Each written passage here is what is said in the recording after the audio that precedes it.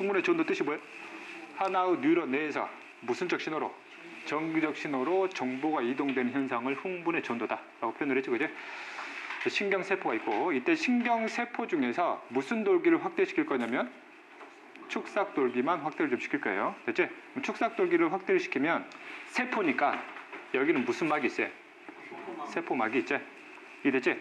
그럼 정기적 신호 이동을 한다는 얘기는 세포 안이나 세포 바깥이나 전체적으로 무슨적 성질을 갖게 돼야 돼요. 전기적 성질을 갖고 있어야 되겠지? 그치? 보통 전기적 성질을 표현할 때 자극이 주어지지 않을 때는 보통 세포 내부는 뭐 음의 전하를 세포 밖은 양의 전하를 띈다 그래요. 이해됐지? 그러면 이때 전기적 신호로 간다는 얘기는 안쪽과 바깥쪽에 전기적 성질이 계속 뭐 해가는 과정이냐면 바뀌어가는 과정이에요. 흐름을 보면 그럼 내가 총 5군데를 나눴는데 이 5군데의 축삭돌기 부분 중에서 정확히 중앙에다가 뭘 줄 거예요? 자극을 줄 거예요. 그렇지? 그럼 아까도 얘기했지만 축삭돌기는 어느 지점을 자극을 시켜도 그것을 하나의 전기적 신호로 바꿔낼 수 있다고 그랬지. 그럼 여기서의 전기적 신호라는 뜻은 뭐냐면 가운데 자극이 주어지게 되면 처음에는 마이너스 플러스였잖아. 그럼 안쪽과 바깥쪽에 극의 성질이 보이지? 달라지지. 그러면 아직 자극을 받지 않는 곳에서는 그대로 이 상태 유지가 되는 거예요. 이게 됐지? 그냥 겉으로 본 현상이에요. 분명히 가운데만 자극을 줬고 시간이 지나요. 시간이 더 지나면 자극을 준 지점이 다시 원래 상태로 뭐하게 돼요? 돌아와요. 마이너스 플러스. 그 다음 양쪽은 뭘 주지 않았는데 자극을 주지 않았는데 마치 뭘 준 것처럼 자극을 준 것과 같은 효과가 퍼져나가기 시작을 해요. 아직 양 끝단은 그대로 자극을 받기 전 상태가 되고 시간이 더 지나면 자극을 줬던 장소는 그대로 내부 상태를 유지하게 되고 그 다음에 여기는 다시 원래 상태로 뭐하게 되고 돌아오게 되고 그 다음에 양 끝단에서 이제 마치 뭐를 받은 것처럼 자극을 받은 것 같은 효과가 생기는 거지. 그렇지? 그래서 최초의 이 상태에서 자극을 주면 여기서 안쪽과 바깥쪽의 전기적인 성질이 바뀌어지게 되고 이 바뀌어진 전기적인 성질이 계속 양쪽으로 뭐해가는 현상이에요? 퍼져나가는 현상이지. 이걸 하나의 무슨적 신호로 보는 거라고. 전기적 신호로 보는 거. 됐지? 그래서 생물학자들이 이제 궁금했던 게 왜 자극을 주지 않으면 안쪽과 바깥쪽에 이런 전기적인 성향이 나타나냐. 그치? 두 번째로 궁금했던 게 중간이지 자극을 받은 지점은 어떤 원리로 이렇게 전기적인 성질이 바뀌는지 시간이 지나면 어떻게 원래 상태로 뭐 하는지 돌아오는지 이게 궁금했어요. 그럼 또 궁금했던 거는 자극을 중앙에다가 줬는데 이제 양쪽에서 마치 뭐를 받은 것처럼 자극을 받은 것과 같은 효과가 양쪽 계속 뭐 하는 현상 퍼져나가는 현상 이것들이 궁금했고 이것들을 연구해냈다는 얘기죠. 그리고 이제 그걸 지금부터 뭐 할 거고 설명할 거고 이랬지? 그 다음 여기서 이제 또 하나의 배경 지을 깔고 가면 그럼 어찌됐든 신경세포 내부나 외부에는 나름대로 전기적인 성향을 갖고 있어야 되잖아. 그러면 이 전기적인 성향은 어떤 입자에 의해서 결정이 돼야 되는 거고 그 입자는 결국 생물체를 구성하는 물질로 만들어내야 되겠지. 그치? 우리가 1단원으로 들어가게 되면 생물체를 구성하는 물질들이 3대 영양소가 있고 3부 영양소가 있고 그 다음에 핵산이 있단 말이야. 됐지? 여기 물질 중에서 한 종류를 가지고 정확하게 전기적인 성향을 만들어내야 돼요. 그럼 이 물질 중에서 전기적인 성향이 굉장히 강한 물질이 있어요. 뭐 3부 영양 중에서 뭐 무기염류제. 됐지? 무기염류에서 염자가 무슨 뜻이라고? 염자가 원이라는 뜻이라고. 이온 어떻게 만드니? 원자에서 전자를 뭐 할 거나 잃거나 전자를 얻는 거지. 전자는 전기적으로 무슨 성이에요? 음성이잖아. 전자를 잃으면 얘는 뭐가 돼요? 양성만 띄지? 전자를 얻으면 음성을 띄요. 그래서 양성을 띄는 이온은 양이온, 음성을 띄는 이온은 음이온 하는 거지. 그래서 전기적인 성향이 굉장히 강한 입자예요. 이랬지? 또 헷갈리지 말 점은 뭐랑 헷갈리면 안 돼요? 이거랑 헷갈리면 안 돼요. 이거는 이온이지? 얘는 뭐예요?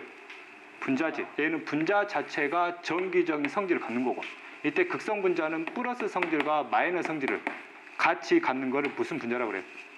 극성 분자라 하지? 그럼 극성 분자 중에서 내 몸을 구성하는 영양소 중에서 대표적으로 뭐가? 물이 바로 대표적 극성 분자지? 그럼 이 극성 분자는 마이너스하고 뭐를? 플러스를 동시에 띄고 있다고. 이게 됐지? 근데 이온은 딱 몇 가지에 한해서만 한 가지에 한해서만 전기적인 성향을 갖는 거지. 그렇지? 그래서 이온의 이런 전기적인 성향이 굉장히 뭐하다는 얘기야? 강하다는 얘기예요. 그렇지? 그러면 안쪽과 바깥쪽에 전체적인 전기적인 성향을 다르게 만든다는 얘기는 안쪽과 바깥쪽에 전체 뭐의 양을 다르게 한다는 얘기예요. 이온의 양을 다르게 한다는 얘기예요. 이랬지? 그럼 이온의 양을 다르게 하려면 세포막 내외부로 뭐가 이동해 가야 돼요? 이온들이 이동할 수 있어야 돼요. 됐지?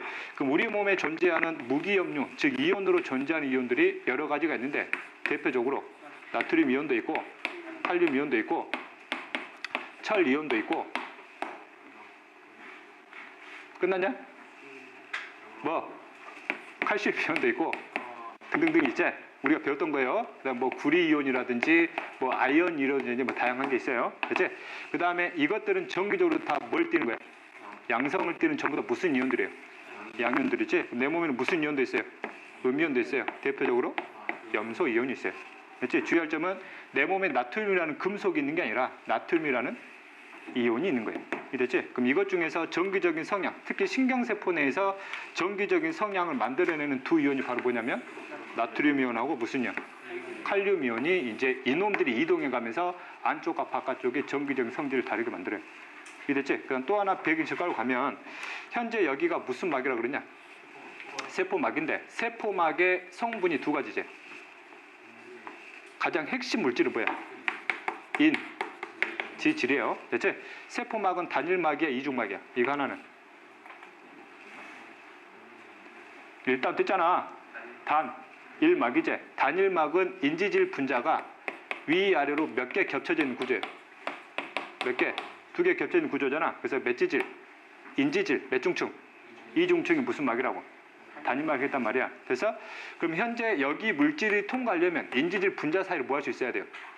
통과할 수 있어야 되겠지. 이 틈이 굉장히 뭐하거든? 좁거든. 그래서 이 틈을 무슨 염료는 통과할 수 있어요? 무기 염료는 통과할 수 있긴 한데 여기를 실제 직접 통과할 수는 없어요. 크기상으로는 통과할 수 있는데 이놈들이 전기적인 성질이 워낙 강하다 보니까 여기를 통과할 수 있는 것들은 주로 전기적인 성질이 약한 놈들만 통과할 수 있거든. 그러면 이놈들은 반드시 여기를 뭐 할 수 있어야 돼요?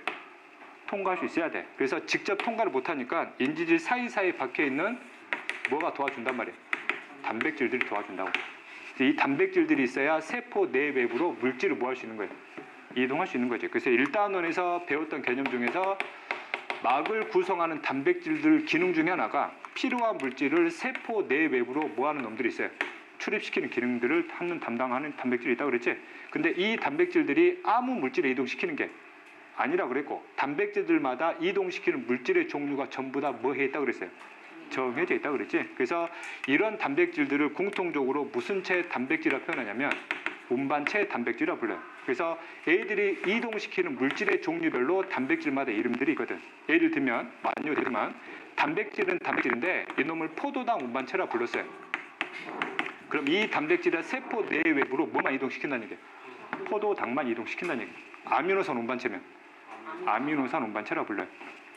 아니, 아미노산 운반체면은 아미노산만 이동시킨다는 얘기예요. 이게 됐지? 그러면 여기서 전기적인 성향 만들려면 무슨 염료 이동시켜야 되니까?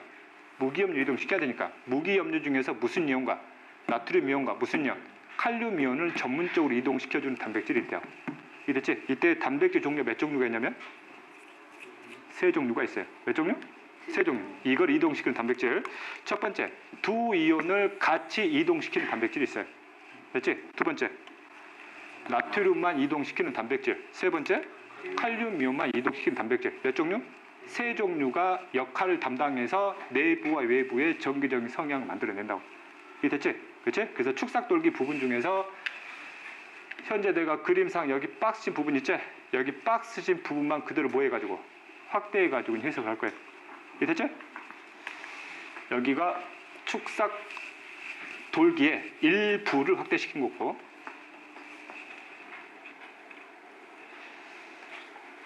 자 그러면 여기 세포막이잖아. 이게 세포막 이게 원통형으로 둘러싸이는 구조죠? 그치? 여기는 뭐니? 세포 내부. 여기는 세포 외부 되겠지? 세포막이고 세포 내부, 세포 외부가 된다고. 그렇지? 그럼 이 세포막에 있는 단백질들 중에서 이 이온들을 전문적으로 이동시키는 단백질 몇 종류가? 세 종류가 한 세트로 있다고. 이해됐지? 현재 노란색이요. 그래서 이것들이 이동시키는 이온의 종류들마다 단백질에 이름 붙이면 돼요. 첫 번째 노란색 있지? 나 노란색으로 표현한 거를 나트륨, 칼륨 이온 펌프라 불러요. 됐지? 그냥 단백질인데 얘는 뭐를 이동시킨다고? 나트륨 이온과 칼륨 이온만 전문적으로 이동시킨다고. 됐지? 그 다음에 파란색 단백질로 표현한 게 있어요. 그림상. 이놈을 나트륨 이온 통로라 불러요. 나트륨 이온 통로. 단백질인데 이놈들이 문처럼 역할을 하거든. 이놈들이 평소에 닫혀 있다고 뭐 하는 거예요? 열렸다 닫혔다 열렸다 닫혔다. 그러면 얘가 열리는 순간 이 통로를 통해서는 누구만 이동한다는 얘기예요. 나트륨 이온만 이동한다는 얘기예요. 됐지? 자, 그 다음에 붉은색은 칼륨 이온 통로예요. 그래서 이놈도 평상시에 닫혀 있다가 이놈이 열리는 순간 이 통로를 통해서는 뭐만 이동한다? 칼륨 이온만 이동한다는 뜻이에요. 굉장히 복잡한데 그냥 간단하게 그림 표현한 거예요. 이랬지? 평상시에는 두 통로. 평상시라는 뜻은 자극이 뭐하지 않으면, 주어지지 않으면 이 통로는 항상 뭐 돼 있어요? 닫혀 있어요. 뭐가 작동하고 있냐면 이 펌프가 작동하고 있어요. 이랬지? 이 펌프가 막 움직이면서 세포 내외부로 이온들을 이동시키는데 이때 이온의 이동 방향 잘 봐야 돼요. 펌프가 작동을 하면 세포 내에서 세포 외부로 뭘 빼기 시작하냐면 나트륨 이온을 빼내기 시작을 해요. 됐지? 방향을 잡으면 얘는 유출이야, 유입이야? 유출이에요. 그 다음에 동시에 칼륨 이온을 이동시키는데 방향이 서로 달라요. 칼륨 이온은 세포 내부로 뭐 시켜요? 유입시켜요. 이해됐지? 자, 그러면 두 개의 성질은 똑같이 무슨 이온인데 양의 성질을 가진 이온인데 서로의 방향을 반대로 이동시킨다는 얘기지? 그러면 나트륨 이온 입장에서는 내부가 계속 줄어들고 외부가 계속 뭐 하는 거야? 늘어나니까 농도로 따지면 내부를 계속 저로 만들고 외부를 계속 고로 만들어서 여기에 농도 차를 계속 키우겠다는 얘기예요. 그렇지? 칼륨 이온은 외부를 뭐로 만들고 저농도로 만들고 내부를 고농도로 만들어서 이 농도 차를 계속 키우겠다는 얘기예요. 이해됐지? 그러면 저농도에서 고농도로, 저농도에서 고농도로 양 물질을 계속 농도차를 만들어주는 이동 방법이어야 되니까 이 방법이 무슨 수송을 해야 돼요? 능동수송. 그래서 이 과정에서 뭐가 공급돼야 돼? 에너지가 공급돼야 되겠지? 이때 에너지가 공급돼야 되고 이때 생명체에서 에너지 공급 방법에는 반드시 뭐의 분해를 통해서? ATP의 분해를 통해서 공급시켜야 돼. 그렇지? 그래야 농도차를 만들어줄 수 있어요. 이해되냐? 그 다음 또 하나. ATP 하나가 분해될 때 운반시키는 양이 있어요. ATP 하나가 분해가 될 때 나트륨 이온은 한 번에 몇 개 빠져나가냐면 3개가 빠져나가요. 칼륨 이온은 2개가 들어와요. 이해됐지? 그렇지? 그러면 한 번에 나가는 나트륨 이온이 한 번에 들어오는 칼륨보다 훨씬 뭐하다는 얘기? 많다는 얘기지? 그렇지? 이거를 전체 양이온을 해석을 할게요. 현재 나가는 양이온이 많아? 들어오는 양이온이 많아? 나가는 양이온이 많지? 그럼 시간이 지나면 지날수록 세포 내부의 전체 양이온 양은 줄어들지. 바깥쪽은 계속 늘어나요. 이해되냐? 됐지? 자, 그 다음 현재 우리가 다루고자 하는 거는 무슨 이온이야? 양이온이에요. 됐지? 그럼 양이온이라는 얘기는 정기적으로 뭘 띠는 거예요? 양성을 띠는 거지? 됐지? 그럼 양이온의 양을 전기적인 양으로 바꿀 거예요. 이것들이 전기적인 성질을 갖고 있잖아. 이들이 갖는 전기적인 성질의 양을 나름대로 숫자화 시켜보자고. 이거를 줄여서 뭐라 그래요? 전하량이라고 불러요. 양의 전하량이 얼마큼인지. 됐지? 자, 그 다음에 이런 전기적인 양을 뭘로 환산할 수 있냐면 에너지로 환산시킬 수 있어요. 그러면 전기적인 양에 따른 에너지 값이잖아. 그럼 이것이 무슨 에너지가 되는 거예요? 전기 에너지가 되는 거지? 물론 뭐 물리 시간에 배웠겠지만 전하량 단위가 뭐니? 중학교 때 배웠잖아요. 쿨롱 안 들어봤니? 쿨롱? 쿨롱. 에너지 단위는 줄. 들어는 봤지? 위치 에너지 막 운동할 때 줄 나오잖아. 됐지? 이 전기 에너지를 전압으로 바꿀 거예요. 뭐? 전압. 전압과 똑같은 말이에요. 전유예요. 내가 이거 물리를 하겠다는 뜻이 아니라 양이온의 양이 많아지면 양의 성질을 갖는 전하량 증가하지. 그러면 그만큼 에너지량 뭐해? 증가해. 그럼 그만큼 무슨 양 증가해? 전압의 양, 전유 양 증가한다고. 무슨 성질을 가든 양의 성질을 가진. 이해됐지? 전압의 단위를 뭘 쓰니? 볼트를 써요. 전이 똑같은 말이니까. 됐지? 볼트로 쓰기에는 앞에 숫자가 너무 적단 말이야. 그래서 이 단위를 살짝 낮춰요. 무슨 볼트? 미리 볼트로 바꿔요. 단위 낮춰가지고 이때 미리가 무슨 뜻이에요? 10의 마이너스 3승이에요. 됐죠? 그러면 1mV면 몇 볼트란 얘기야? 1000분의 1볼트란 얘기야. 우리가 현재 쓰는 전압의 단위 그냥 볼트를 쓰잖아. 예를 들면 220볼트 쓴단 말이야. 그럼 여기서는 밀리볼트를 쓰면 앞에 숫자가 너무 커져버리지. 근데 체내에서 발생하는 전기적인 값은 우리가 흔히 쓰는 이만큼의 값이 안 나와요. 너무 적게 나오니까 이 단위 자체를 뭐 있어요? 낮춰가지고 쓴다고. 그럼 잘 봐. 양이온 양이 증가하면 우리가 주로 쓸 개념이 전이야. 전이란 그만큼 뭐 하는 거예요? 증가하는 거지. 음의 값이 양의 값이. 양의 값에 대한 전이 값이 증가한다고. 알았지? 됐지? 자, 그럼 볼게요. 다시 여기로 와서 전체 양이온으로 간다. 나가는 양이온이 많지. 들어오는 양이온은 적고, 시간 지나면 내부 양이온 줄어들고 외부 양이온은 늘어나지. 그러면 실제 내부와 외부의 전익 값을 측정을 하면 안쪽이나 바깥쪽이나 전기적인 성향을 다 뭘 띠겠니? 플러스를 띠지. 양을 띈다고. 다 양용각 하는 거니까. 됐지? 근데 전익 값은 누가 많겠어요? 바깥쪽, 안쪽. 바깥쪽이 많겠지. 예를 들면 안쪽이 30mV로 가정을 하면 바깥쪽은 100mV로 가정을 할게요. 실제 값은 안쪽이나 바깥쪽에 다 뭐 있어요? 플러스였단 말이야. 실제 값은. 근데 우리가 표현할 때는 안을 뭐라 표현해? 마이너스. 그럼 이 부호를 보기 편하게 뭐 했다는 얘기예요? 바꿨다는 얘기예요. 학자들이 보기 편하게 바꿨다고. 실제로 플러스인데, 그래서 바꿀 때 방법이에요. 바깥쪽을 기준으로 하잖아. 바깥쪽 기준. 바깥쪽 기준으로 하면 바깥쪽을 몇으로 바꾸겠다는 뜻이냐면 0으로 바꾸겠다는 얘기예요. 됐지? 그럼 바깥쪽을 0으로 만들면 몇을 빼줘야 돼? 100을 빼줘야 되지? 그럼 안쪽도 똑같이 몇을 빼주겠다는 얘기야. 100을 빼주겠다는 얘기지? 100mV, 여기도 뭐? 100mV. 그럼 여기는 몇이 돼요? 마이너스 70이 되는 거지? 이 상대값을 여기다가 표현을 해주는 거예요. 됐니? 자, 그러면 바깥쪽은 그럼 0인데 그러면 플러스도 아니고 뭐도 아니란 말이야. 마이너스도 아니란 말이야. 그러면 뭐를 기준으로? 안쪽 기준 잡아요. 안쪽 기준 하는 거지. 안쪽 기준 한다는 얘기는 안쪽을 몇으로 만들겠다는 얘기야. 0으로 만든단 말이야. 몇을 빼줘야 돼?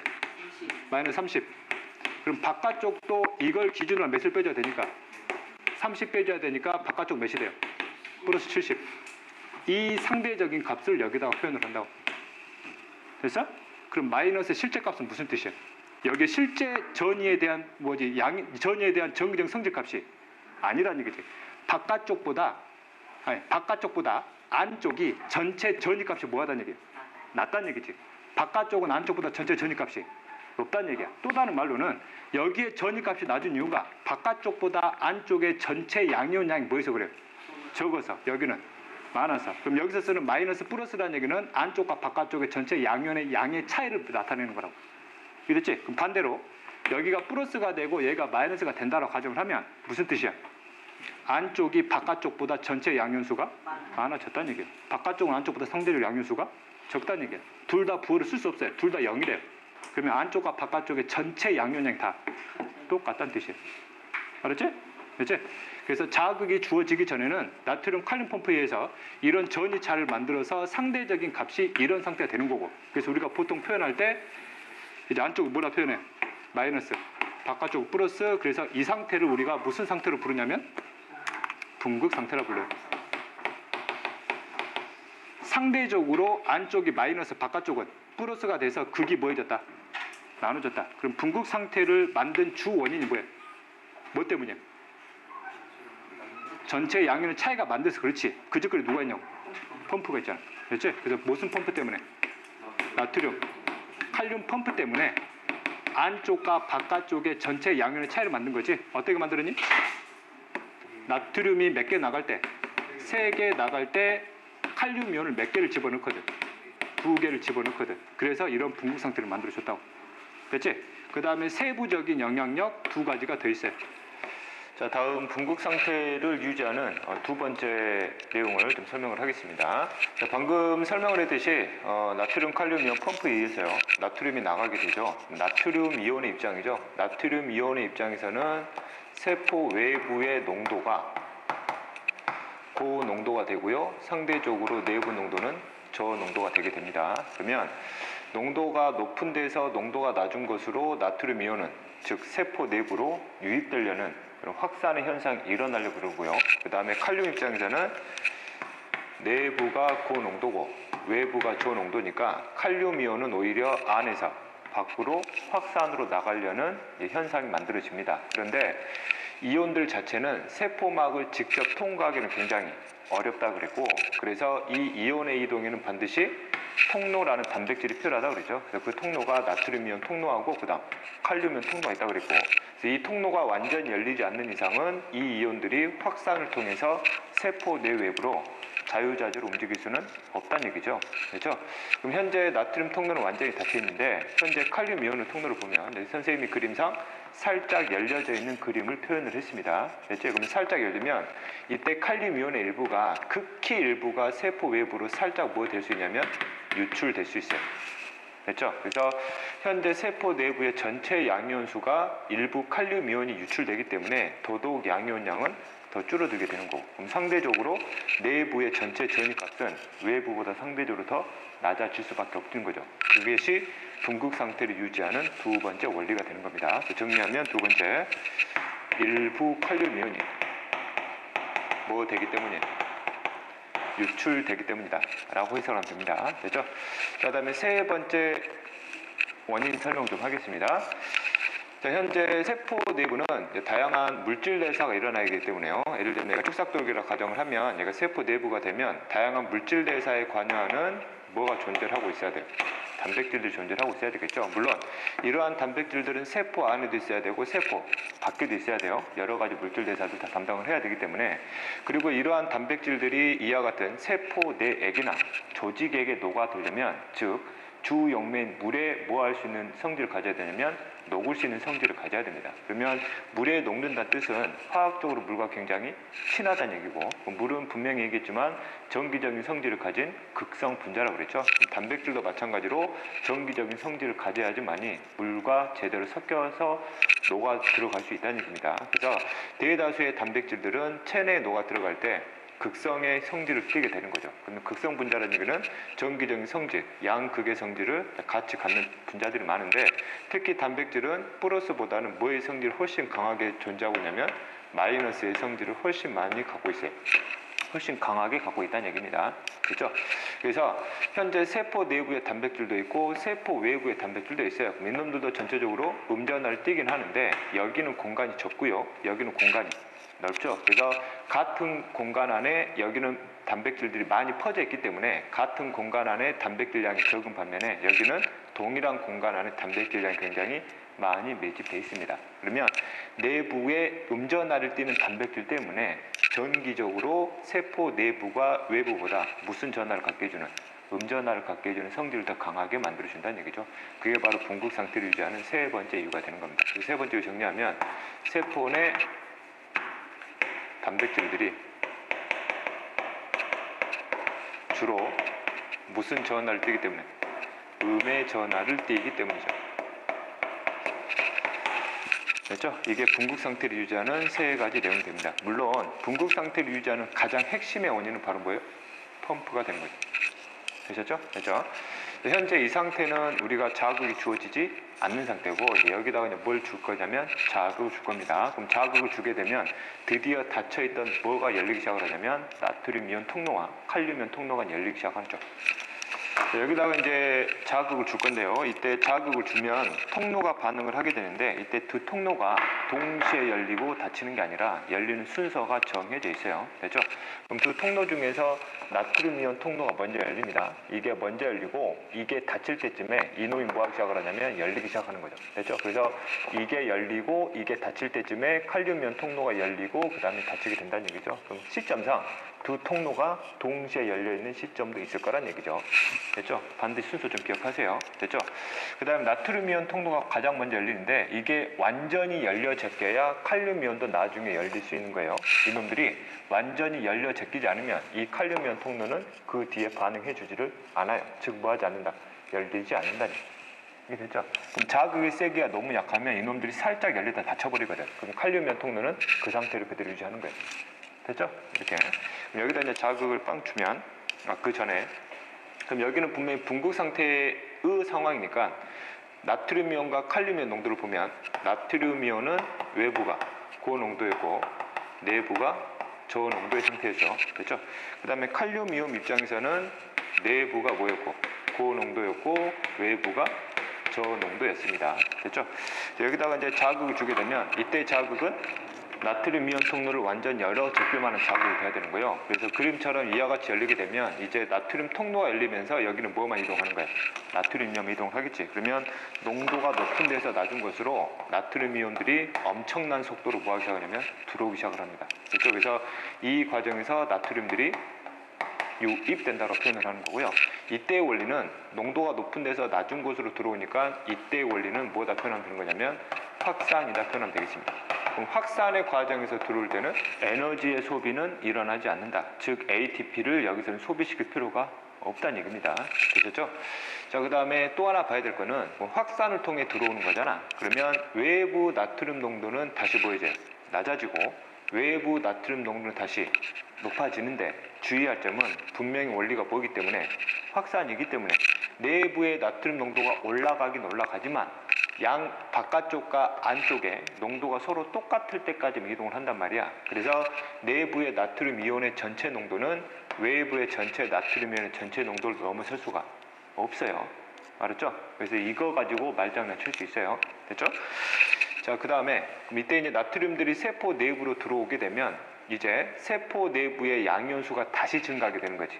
이미 기존에 뭐가 존재하는 상황이고 칼륨이 존재하는 상황이니까 내부의 전체 양이온수가 많아지고 특히 외부보다 더 많아지게 되면 상대적으로 내부의 전위값이 바깥쪽보다 높아지게 되는 거야. 그래서 상대적으로 내부가 플러스가 되고 바깥쪽이 마이너스로 이제 상태가 바뀌는 거야. 그래서 이런 상태를 무슨 상태로 표현하냐면 탈분극 상태라고 불러요. 그럼 선생님 이것도 분극 상태 아닌가 물어보는데 개념상에서 분극 상태를 써버리게 되면 지금 상황이 다르단 말이야. 실제 상황은. 그래서 이놈하고 개념을 다르게 써줘가지고 최초의 분극이 깨졌다 그래서 이거를 탈분극 상태라 부르는 거예요.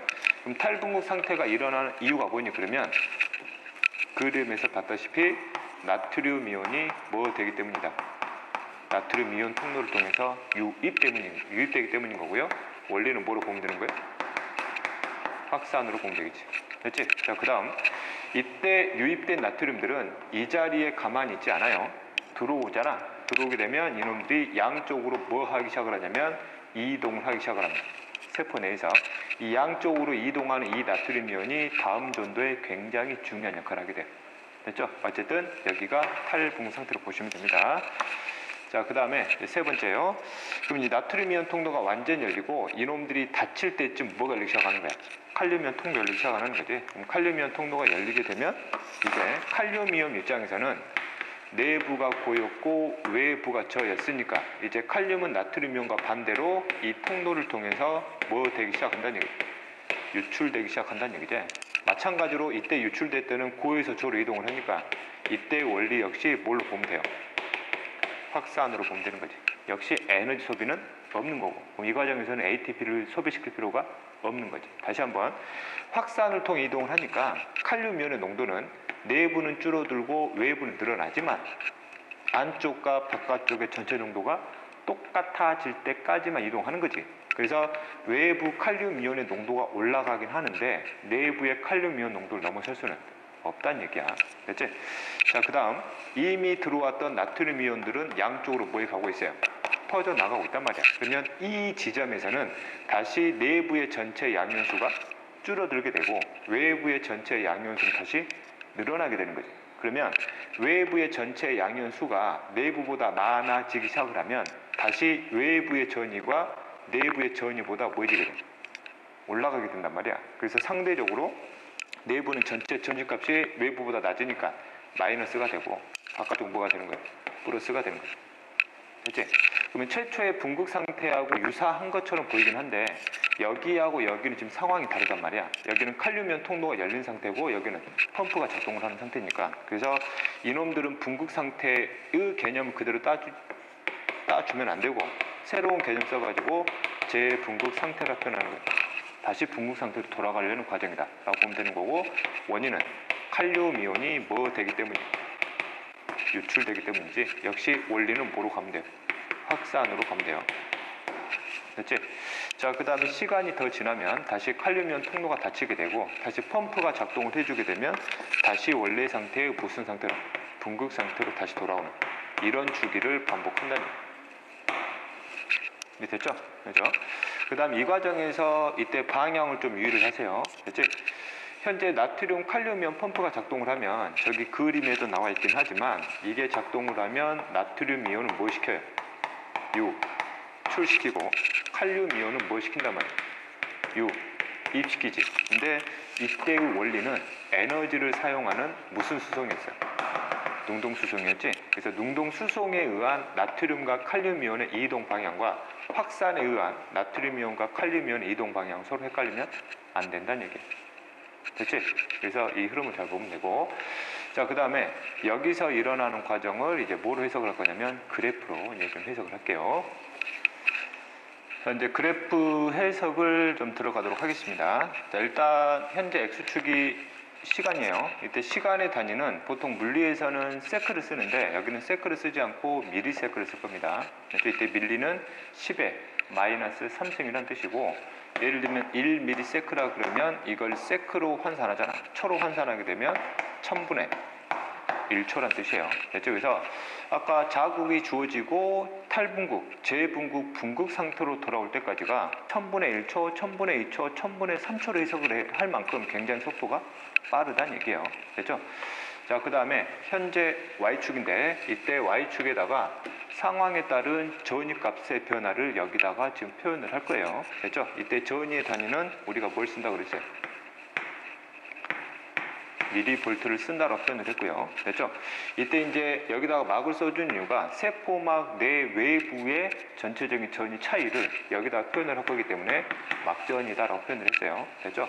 그 다음에 이제 또 봐야 될 게, 그럼 이때 막전일의 측정 위치가 세포 내부에 대한 측정 내용인 건지 세포 외부에 대한 측정 내용인 건지를 정확히 해석을 잘 하셔야 됩니다. 현재 그래프에서 어떤 조건이 주어지지 않는 상태에서 Y축에다가 막전이를 표현을 하게 되면 이 막전이는 항상 어디를 기준으로 한 거냐면 세포 내부를 기준으로 한 겁니다. 이해되셨죠? 시험 문제에서 이놈은 절대 주지 않아. 그래서 시간에 따른 막전이면 이 막전의 위치가 어디야? 세포 밖이 아니라 세포 내부를 기준으로 하고 있다는 얘기야. 이해됐지? 자, 그럼 볼게요. 그럼 현재 분국 상태면 세포 내부는 전압값이 플러스야 마이너스야? 마이너스인데 이때 마이너스란 뜻은 절대적인 값의 전위값이 아니라 상대적인 전위값이 없이 무슨 말이어서 외부보다 내부의 전체 양연소가 적다는 뜻이고 양연소가 적은 만큼 외부보다 내부의 전체 전위값이 낮기 때문에 상대적으로 부호를 마이너스를 표현을 시킨 거예요. 그래서 자극이 주어지지 않으면 세포 내부의 전위값은 상대적으로 뭘 띄고 있다는 얘기예요? 마이너스를 띄고 있다는 얘기예요. 그래서 보통 몇을 띄고 있냐면 70을 보통 띄고 있어요. 이해됐지? 그래서 현재 자극이 주어지지 않는 한 세포 내부의 상대적인 전위값은 이런 식으로 마이너스를 띄고 있다는 얘기예요. 그렇지? 그 다음 이때 전위를 해석을 할 때 방금 세포 내부의 전위인데 상대적인 값이라고 그랬지? 이거 어떻게 구했었니? 세포 내부가 갖는 전위 값에서 세포 외부가 갖는 전위 값을 뺀 값으로 보는 거였잖아. 해석 잘해. 그래서 현재 이 상황이 마이너스란 뜻은 세포 외부 전위가 내부보다 뭐하다는 뜻이에요? 높다는 뜻이지. 그러면 현재 이 시간대에서 세포 내부가 상대적으로 마이너스란 뜻은 세포 외부는 상대적으로 뭐란 뜻이야? 플러스란 뜻이야. 오케이? 이제 해석 좀 잘하세요. 자, 그 다음에 이때 분국 상태를 유지하고 있어요. 분국 상태를 유지하고 있는 이런 상태를 또 다른 말로는 쉬고 있다 그래서 이거를 휴지 상태라 부르는 거예요. 됐죠? 그러면 여기가 분국 상태이면서 휴지 상태를 유지하고 있단 말이야. 그러면 자극이 주어지지 않고 있다는 뜻이지 세포막 내외부로 이온의 이동 자체가 없다는 뜻이 아닌 거지. 왜? 이때는 분국 상태니까 능동 수송을 통한 펌프에 의해서 나트륨 이온과 칼륨 이온이 세포 내부로 분명히 이동하고 있는 과정이에요. 해석 좀 잘하세요. 자, 그 다음에 여기다가 이제 서서히 자극을 줄 거예요. 현재 내가 이 시점에다가, 이 시간대에다가 내가 자극을 줄 건데, 이때 자극 세기를 몇을 줄 거냐면 1을 줄 거예요. 그렇지? 이때 자극 세기 1은 나트륨 이온 통로를 완전히 열어 제낄 만한 자극은 아니다라고 가정을 할게요. 그러면 이 나트륨 이온 통로가 살짝 열리다가 그냥 뭐 해버리는 거야? 닫혀버리지. 그럼 다시 한번 나트륨 이온 통로가 완전히 열어 제끼지 않으면 칼륨 이온 통로도 완전히 열어 제끼지가 않는 거지. 그럼 칼륨 이온 통로 변화가 없는 거고, 그럼 이놈들이 살짝 열렸을 때는 통로가 열리잖아. 그럼 그 순간만큼 뭐가 들어올 수 있어요? 나트륨들이 소량 들어올 수 있는 거지. 그럼 나트륨들이 소량 들어오는 만큼 세포 내부의 양이온수가 뭐 하게 돼? 증가하게 되잖아. 세포 내부의 양이온수가 증가하니까 이놈들이 살짝 뭘 향해서? 플러스를 향해서 올라가기 시작한다는 얘기야. 이해되지? 그치? 자, 그 다음에 현재 그러면 나트륨 이온 통로가 열리다가 닫혀버리면 다시 펌프에 의해서 이놈들이 다시 원래 상태인 붕극 상태로 돌아올 수 있다는 얘기. 그치? 그 전에 현재 붕극 상태에서 전위의 변화가 마이너스 70mV를 유지하고 있잖아. 그러면 여기서부터 여기까지예요. 이때의 세포 내부의 상대적인 전위값을 휴지, 막 전이라고 불러요. 이때 휴지 뜻이 뭐? 자극이 주어지지 않는 상태. 됐지? 자, 그 다음에 현재 내가 좀 시간이 지나서 이 시간대에다가 내가 자극 세기를 몇을 줄 거냐면 2를 줄 거예요. 됐지? 또 가정을 할게요. 이 2라는 자극의 세기도 나트륨 이온 통로를 완전히 열어 제낄 만한 자극은 아니다라고 가정을 하면 나트륨 이온 통로가 살짝 열리다 다시 닫혀버리겠지만 이 자극 세기 1보다는 통로가 훨씬 더 많이 열리겠지. 그 많이 열리게 되면 그만큼 들어오는 나트륨 이온 양은 여기보다 뭐 할 거야? 많겠지. 그래서 살짝 내부의 전체 양이온수가 이것보다 더 많이 들어오니까 전위가 플러스를 향해서 살짝 더 많이 올라가다가 통로가 다시 닫혀버리니까 다시 원래 상태로 뭐 하는 거야? 이렇게 다시 돌아오는 거지. 이해됐지? 자, 그 다음 내가 이 시간대에다가 이제 자극 세기 몇을 줄 거냐면 3을 줄 거예요. 자극 세기 3은 나트륨 이온 통로를 완전히 열어 제낄 만한 자극의 세기다 가정을 할 거야. 그럼 나트륨 이온 통로가 완전히 열리지. 그 완전 열리게 되면 그 순간 엄청난 양의 나트륨 이온들이 확산을 통해서 세포 내부로 들어오기 시작을 해요. 그러면 이놈들이 굉장히 빠른 속도로 마이너스에서 뭘로 올라가는 거예요? 플러스 향이 올라가는 거지. 됐지? 그리고 이놈들이 드디어 플러스를 넘어서면서 여기 정점까지 찍게 돼요. 됐지? 해석 좀 할게요. 현재 시간이 여기서부터 여기까지야. 여기서부터 여기까지면 아직 세포 내부는 상대적인 전위가 플러스야 마이너스야? 마이너스지. 그러면 이 시간대라 가정을 하면 그럼 이 시간대가 아직 마이너스란 얘기는 세포 내부의 전체 양이온 양이 바깥쪽보다 아직은 적다는 얘기지. 근데 내부의 양이 점점 뭐하고 있는 상황이야? 올라가고 있는 상황이고, 그러면 여기를 찍게 되면 그럼 이 시간대는 제로잖아. 이 말은 세포 내부와 외부의 전체 양이온 양이 똑같아요. 즉 전위값이 똑같다는 얘기죠. 그럼 여기를 넘어서는 순간 이제 세포 내부의 전체 양이온수가 바깥쪽보다 많아졌다는 뜻이고, 이걸 전위로 해석하면 세포 내부의 전위가 드디어 바깥쪽보다 많아졌다는 얘기, 또는 높아졌다는 얘기. 됐지? 그치? 자, 그 다음에 이때 탈분국을 완전히 일으킬 수 있는 이 자극의 세기잖아. 즉 나트륨 이온 통로를 완전히 열어 제낄 만한 최대한의 자극의 세기야, 최소한의 자극의 세기야. 그렇지. 최소한의 자극의 세기지. 이런 최소한의 자극의 세기를 뭐라 표현하냐면 역치라 불러요. 역치 미만의 자극의 세기를 주면 전위의 변화가 이와 같이 크게 나타나진 않지. 즉 나트륨 이온 통로가 완전히 열어 제끼지 않는 상태예요. 그래서 전부 다 무슨 상태라 불러주냐면 붕극 상태라 불러줘요. 또는 휴지 상태다 불러주면 되는 거. 이해됐지? 그럼 이와 같은 식으로 나트륨 이온 통로가 완전히 열어 제꼈지. 완전히 열어 제꼈을 때 이때의 상황을 우리가 무슨 상태라 부르냐면 탈붕극 상태라 불러요. 그래 급별 시점을 정확히 제시를 좀 하세요. 자, 그 다음에 이때 최대 정점을 찍었을 때 외부의 값, 내부의 막전의 상대적인 값을 플러스 30이라 가정을 할게요. 그러면 세포 내부는 상대적으로 몇의 전위의 변화가 생긴 거야. 이 전위의 변화량이 몇이 생겼어요. 변화량이야. 몇이 변하니?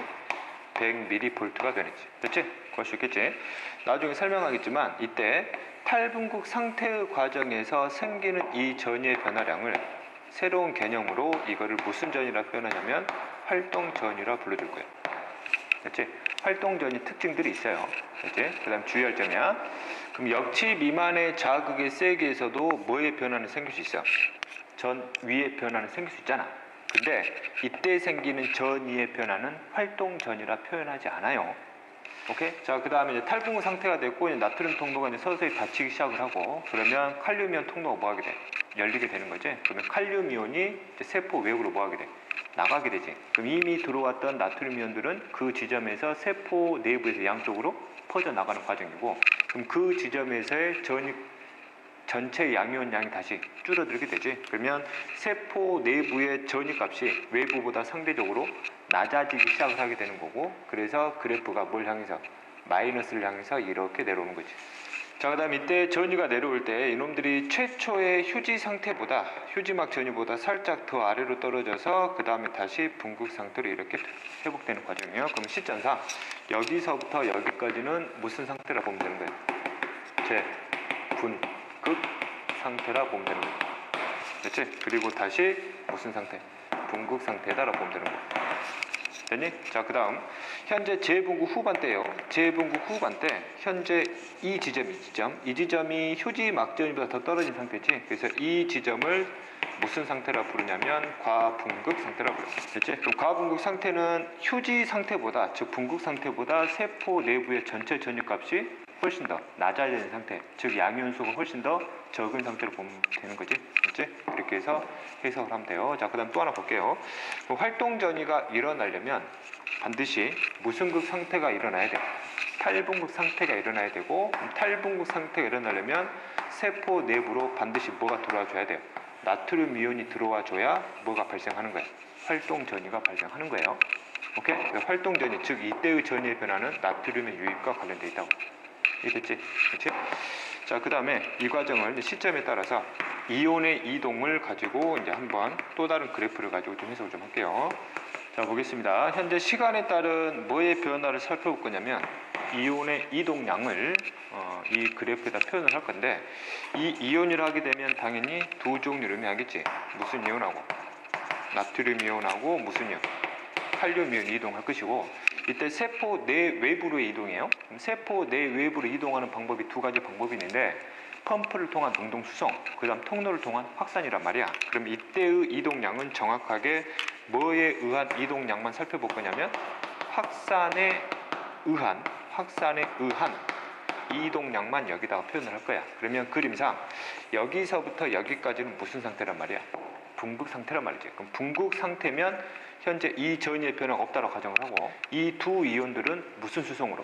능동 수송으로 이동을 하고 있지. 그럼 능동 수송으로 이동하는 양은 여기다가 뭐 하지 않겠다? 표현하지 않겠다는 뜻이야. 정확히 뭐에 의한? 확산에 의한 이동량만 이 그래프에다 표현할 거고, 그 다음 문제 풀 때 이온의 확산에 의한 이동량을 뭐로 표현하냐면 이온의 막2가 도라는 개념으로 써서 나올 거예요. 세포막을 얼마만큼 투과할 수 있는지, 통과할 수 있는지. 통로가 열리면 투과도가 커지는 거고, 통로가 닫히면 투과도는 낮아지는 거죠. 됐지? 자, 그 다음에 내가 파란색은 나트륨 이온은 파란색으로, 그 다음에 칼륨 이온은 붉은색으로 표현을 할게요. 현재 그림상 여기서 자극을 줬지만 지금 그려줄 거는 자극이 전혀 주어지지 않는 상태로 볼 거예요. 그러면 역치 이상의 자극이 주기 전까지는 나트륨 이온이나 칼륨 이온이나 확산을 통해서 이동하는 양은 뭐하다 보는 거예요?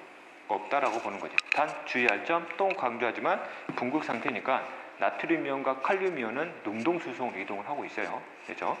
그 다음 여기서 역치 이상의 자극을 주게 되면 드디어 무슨 통로가 열려? 나트륨 이온 통로가 열리면서 나트륨 이온들이 방향상 뭐 하게 돼?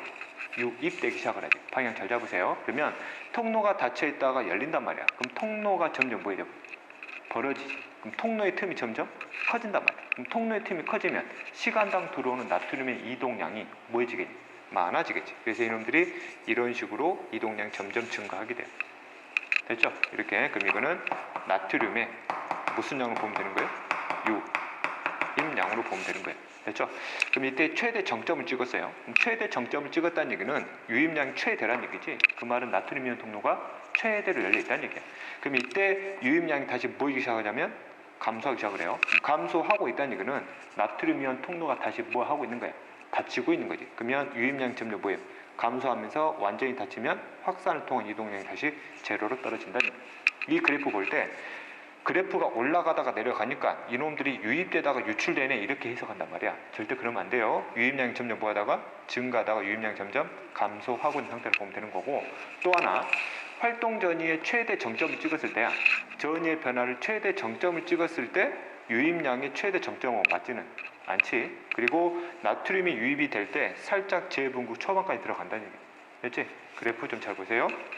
자, 그 다음에 현재 나트륨 이온 통로가 최대 열리고 이놈들이 닫힐 때쯤에 이제 뭐가 열려? 칼륨 이온 통로 열리지. 그러면 칼륨 이온이 확산을 통해 이동하는 시점 대략 이쯤이 될 거란 얘기예요. 그러면 이때 칼륨 이온 통로가 열리면서 칼륨 이온이 세포 밖으로 뭐하기 시작하는 거예요? 나가기 시작하는 거죠. 그러면 이 이온은 칼륨 이온의 방향 잡아야 되겠네. 뭐 유출량이 되는 거예요. 됐지? 그러면 칼륨 이온의 유출량 최대 정점을 찍었다는 얘기는 칼륨 이온 통로가 완전 열렸다는 얘기고, 이게 닫히기 시작하게 되면 다시 유출량이 뭐하게 되는 거예요? 다시 이런 식으로 줄어들면서 다시 제로로 떨어진다는 얘기예요. 됐지? 다시 한번 칼륨 이온 통로가 열려 최대로 열리면 유출량도 최대가 되고, 다시 닫히기 시작하게 되면 유출량이 다시 줄어드는 과정이라는 얘기예요. 이해됐지? 그래서 막저지 그래프와 이 그래프를 좀 보면 되는 거고, 그 다음에 그림상에요. 현재 시간대가 이 시간대야. 이 시간대를 보면 됐죠? 나트륨 이온은 유입되고 있고 칼륨 이온은 동시에 뭐 되고 있어? 유출되고 있잖아. 그럼 이 시간대면 두 통로가 동시에 뭐 되는 시점이야? 그렇지, 열려있는 시점이 되는 거지. 됐지? 이 두 통로가 열려있는 거의 중앙에 저온값은 정점을 찍고 있다는 얘기야. 됐어? 이렇게. 그러면 이 원리를 알면 어떤 내용이 이해가 되냐면 어떤 조건을 제시했을 때 이 그래프가 어떻게 변할 수 있는지를 예측할 수 있어요. 됐죠? 자, 볼게요.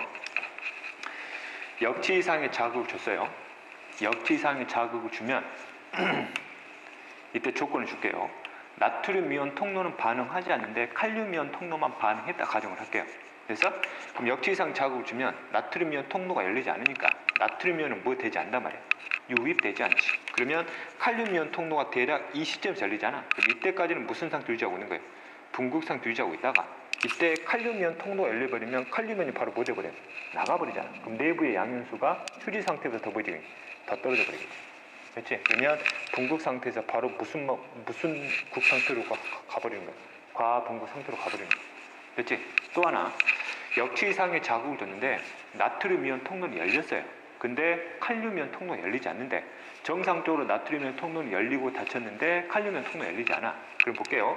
그럼 정상적으로 나트륨 이온 통로가 열리면 나트륨 유입이 되니까 이런 식으로 뭐의 변화가 생길 수 있어? 전이의 변화가 생길 수 있겠지. 즉 뭐는 일어나? 탈분극이 일어나는데 이때 칼륨 이온이 뭐 되지 않아요? 열리지 않으면 칼륨 이온이 빠르게 뭐 하지 못하니까 나가지 못하니까 세포 내부의 양이온 수가 이 정상보다 빠르게 줄어들지를 않는단 말이지. 그래서 이 그래프가 어떻게 되는 거야? 이런 식으로 서서히 떨어지는 그림이 나와요. 그렇지? 즉 재분극되는데 걸리는 시간이 뭐해진다는 얘기야? 길어진다는 얘기야.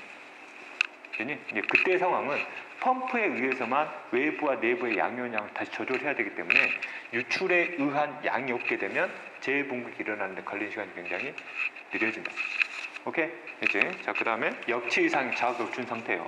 얘들 또 물어보는 게, 그럼 전이의 변화가 생기고 있을 때 예를 들면 내가 이 시점에다가 역치 이상의 자극을 또 주게 되면 전이의 변화는 어떻게 되냐 물어봐요.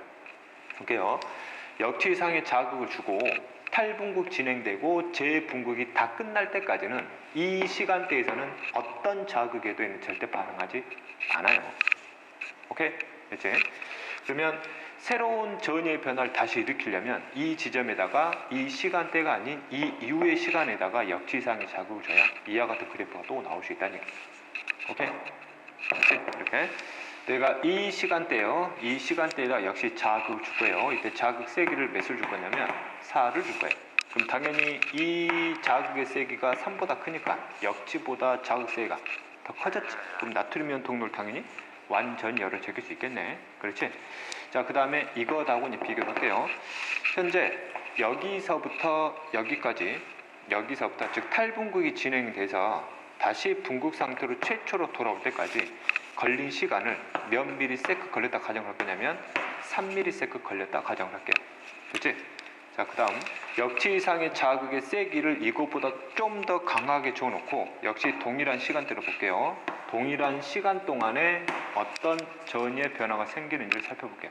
최초의 생물학자들이 이거를 실험을 할 때 어떻게 예측을 했냐면 당연히 자극의 세기가 커지면 전위의 값도 뭐 할 것이다.